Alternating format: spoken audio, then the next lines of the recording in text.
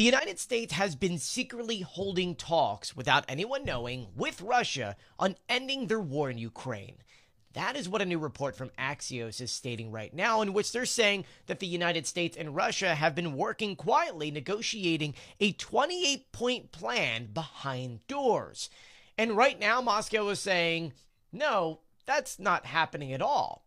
But let's break down this report. According to Axios, they say here that the U.S. Special Envoy for Peace Negotiations, Steve Witkoff, had been meeting with the Russian envoy for several weeks, discussing a massive peace proposal aimed at ending Russia's war in Ukraine, with a U.S. official saying to Axios that the conversations and discussions have been optimistic, adding later that for the first time, Moscow feels its position has been heard. Now, let's remember, in every other discussion we've ever seen, Russia has been unwilling to negotiate at all, asking for the maximum amount of things. But supposedly, this time around, Russia is changing its tune, in which there'll be peace in Ukraine, security in Europe, long-term security guarantees for Ukraine would be allowed, and a future in which the United States can work with both Ukraine and Russia.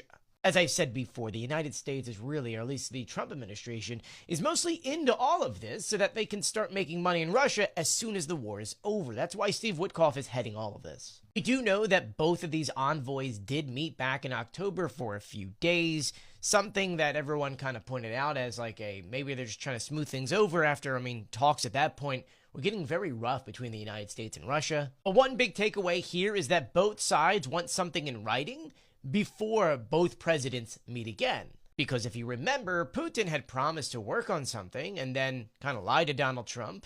And so then Donald Trump canceled their meeting in Budapest. What is also interesting about all of this is that Steve Witkoff was supposed to meet with President Zelensky in Turkey, but that got postponed. But we know that Ukraine is in the loop of all of this because Ukrainian officials already said that their National Security and Defense Council Secretary already discussed the deal with Witkoff in separate meetings inside of Miami. So yeah, talks have been going on in the background, though Russia at this very moment says they have not seen any peace proposals. So the grand question is, are these secret talks actually working towards a real agreement? Or is this just another round of shadow boxing where it's going to lead to absolutely nothing?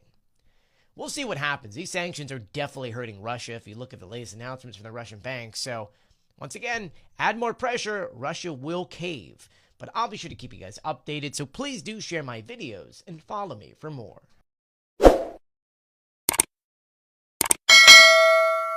The United States is getting ready to screw over Ukraine on another level after it was revealed, thanks to multiple reports, some from the Financial Times, some from Axios, some from Politico, that the United States has been secretly working with Russia on a 28-point plan for a peace deal between Ukraine and Russia, but it did not involve Ukraine. And in it is some major concessions, which essentially just gives Russia everything that they want. What the report states is that Steve Witkoff, the U.S. envoy for peace negotiations with Russia, had been meeting with Russian representatives as recently as October to break down said plan. And in it, this is what Russia would get.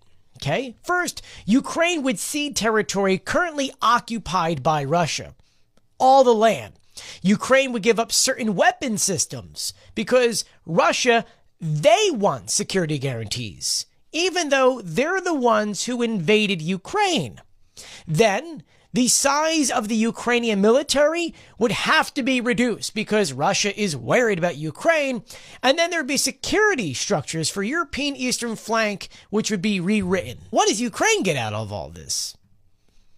Doesn't seem like anything except for just an end to the war, which is a war that Russia started, and they should be punished for what they've done. But it doesn't stop there. In another report from the Financial Times, and I want to read this here, it says this would stipulate that Russian be recognized as an official state language in Ukraine and grant official status to the local branch of the Russian Orthodox Church, provisions echoing long-standing Kremlin political objectives. And I really want to read some of the quotes out of this, which says here, a person familiar with the document describes it as a very generic document that was, quote, heavily tilted towards Russia, was another person who called the plan very comfortable for Putin. According to the Axios report, they supposedly passed over this plan over to Ukraine for Ukraine to review, who, I mean, obviously looked at this and went, what?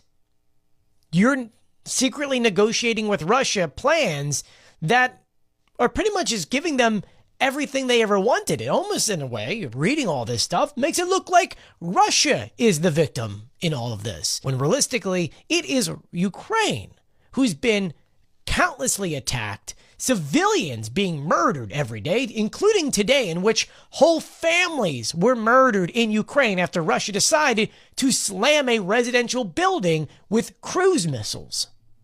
Yet for some reason, under this plan, Russia is getting rewarded, which is the most royally screwed up thing the United States can do to Ukraine. I take that back now because it turns out, as I'm recording that video, the only positive voice inside the Trump administration, which was Keith Kellogg, just announced that he's leaving his post in January. This is a major win for the Russians because now the only person that was fighting for Ukraine inside the Trump administration is now leaving. Not sure if this is something because of what Trump wants or if it's something that Russia wants. This is breaking right now. I'll be sure to keep you guys updated on this, so please do share this video and follow me for more.